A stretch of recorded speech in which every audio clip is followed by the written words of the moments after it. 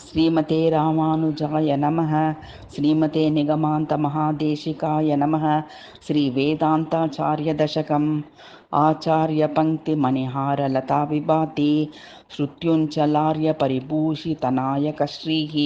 नानासुगन्धसुमसङ्ग्रति ताभिरामा संफुल्लपद्मसुभगा नवमालिकेव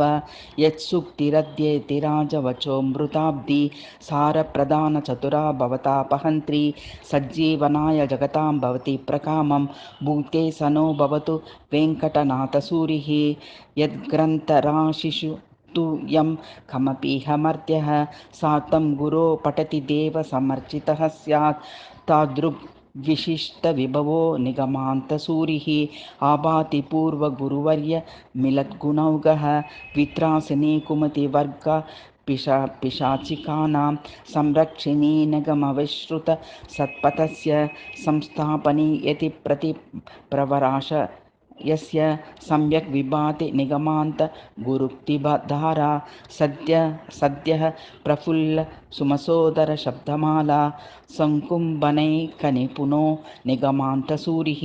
सञ्जीवनाय जगतां बहुसूक्तिधारां दारोदरो जलमिव प्रपवर्ष कामं क्वापि प्रकामगहना क्वचिदच्च सौम्याः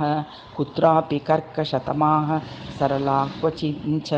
सन्दर्भनिघ्नसुभगा वचसां विभागाः सञ्जीवयन्ति सकलान् निगमान्तसूरेः श्रीलक्ष्मणाशयहिताः विबुधप्रमोद सम्पादिका विमतनिग्रहबद्धदीक्षाः श्रीवेदमौलिगुरुवाक्ततयो विभान्ति सौमित्रिपूर्वजशरा इव लन्धलक्ष्याः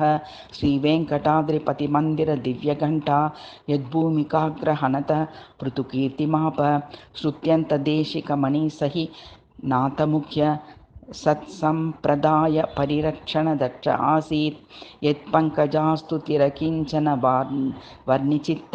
तुष्टे सुवर्णमयवर्षकरी बभूव श्रीमान् उदारहृदयो गुरुवर्य चन्द्रः श्रेमायवो भवतु सर्वकलाभिपूर्णः श्रीवेदमौलिगुरुसूक्ति सुधास्रवन्ति न्यासाख्यसस्य निवहं परिवर्धयन्ति श्रेयो दिशत्यविरतं शरणागतानां लक्ष्मीसहायपदपङ्कजभोगरूपां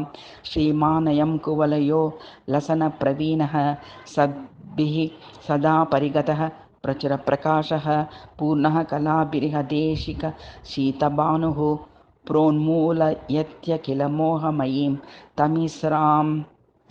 सत्तर्क कर्कशनकाङ्कुशाभिनदुष्ट वादी बङ्कुबनिगल बलिगलन्मणिहार यष्टया सम्भूषयन् श्रुतिवधू कुचकुम्भयुग्मं मोदं ददाति कवितार्किक सिंहसूरिः श्रीकौशिकान्वय सुधौद दधिपूर्णचन्द्र श्रीवासराघवसुतो गुरुभक्तिवश्यः आचार्य सप्तशतवर्ष महोत्सवेऽस्मिन् स्तोत्रं समर्पयति सुन्दर गोपनामा इति श्री वेदान्ताचार्य दशकं समाप्तम्।